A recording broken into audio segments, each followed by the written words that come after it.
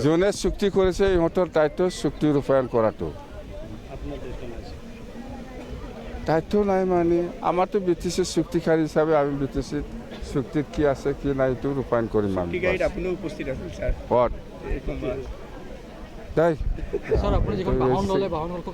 बर' फरायसा आफादा जोङो जेब्लाबो पजिटिभ आरो कन्स्ट्राक्टिभ खोथाफोरखौ लानानै जों हाबा मावो जाय जिखि बुङा मानो जोंहा बिनि सायाव कुनु बाजानाय फाजानाय गैया जोंनि खोथाया बेनोल'मोन बिथाङा सरकाराव गोदानै बिबान लाबाय सरकारनि मुरब्बी हिसाबै अथ टेकिं लादों संबिधाननि आधाराव आरो दिनै बिथाङा बिटिसिनि चिफ जानानै 35 लाख जनसंख्यानि जिखिनि गांनाय उखैनाय बिथांमोननि अभाब अभियोग आरो इलेक्शनाव होनाय जिखिनि प्रतिश्रुतिफोर दङ बेखौ मावफुंनाय बिथांनि दायित्व लोगोसेनो 1993 आव बिएसि चुक्ति जादों भारत सरकार आसाम सरकार एबसुनि गेजेराव 2003 सनाव बिएलटि भारत आसाम सरकारनि गेजेराव एबसु बर' रायजो राजानि मददाव बिटिसि चुक्ति जादों आरो बे चुक्तिया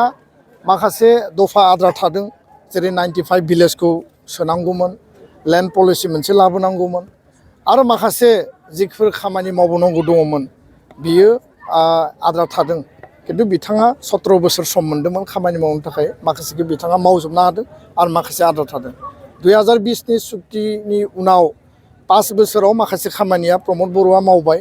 आरो गोबां खामानि मावनो थाबावबाय जिहेतु काउन्सिल मोनसेनि रेसपन्सिबिलिटि थायो बिथांमोननि मदद नांगौ आरो बेखायनो जों हांख्रायदों जे हाग्रामा महिलारि बिथाङा बिटिसि नि चिफ जानानै बर' एकर्डनि बिटिआर चुक्तिनि दफाफोरखौ मावफुंनायाव मदद होनांगौ आरो बिथाङा बुंदों जे जाय चुक्ति खालामदों बिथांमोनासो बेखौ मावनांगोन आंनि दायित्वआ बिटिसिनि थाखाय दा बेखायनो जोंनि खावलायनाया जे बिथाङा बेखौ नेगेटिभ लानाङा बिथाङा सासे रेसपन्सिबल पार्सन आरो दिनै 1500 कोटि थाखा जि फैगोन जेराव इन्स्टिटिउसन इन्डास्ट्रि जेराव जिखिनि एस्टाब्लिशमेन्ट अनुस्थान प्रतिष्ठान बिथाङानो बेखौ पिटा होगोन अब्ला बिथाङा मावफुङा होननानै बोरै बुंनो हायो बिथाङा मावफुंगोन आरो बेखायनो बिथांनिफ्राय जों बिदिखौ हास्थायाखै बिथाङा पजिटिभ लानांगौ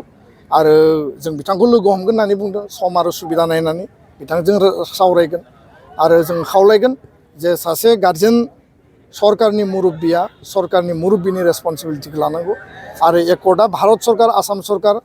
आरो आन्दलनकारिनि गेजेराव जादों जाय सरकाराव फैया माने बिनि रेसपन्सिबिलिटि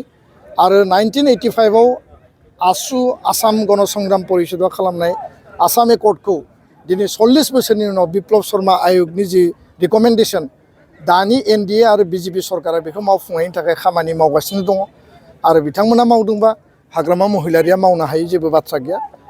बिथाङा जिखि बुङा माने बिथांनिफ्राय जों पजिटिभ बाथ्राखौसो खोनासंनो लुबैयो आरो राजखान्थिनि थासारिया आलदा दिनै राजखान्थि गैलिया आरो राजखान्थि खालामनांगौबो गैया बिथांनो मोनसे मेन्डेट होबाय आरो दिनै जिहेतु मेन्डेट मोनबाय रायजो राजानि बिसास आरो आस्थाखौ लानानै बिथाङा खामानि मावनांगौ बे पलिटिक्स खालामनायनि बा पलिटिकेल बाथ्रा बुंनायनि सम नङा होननानै जोङो सानो गोजोन्थों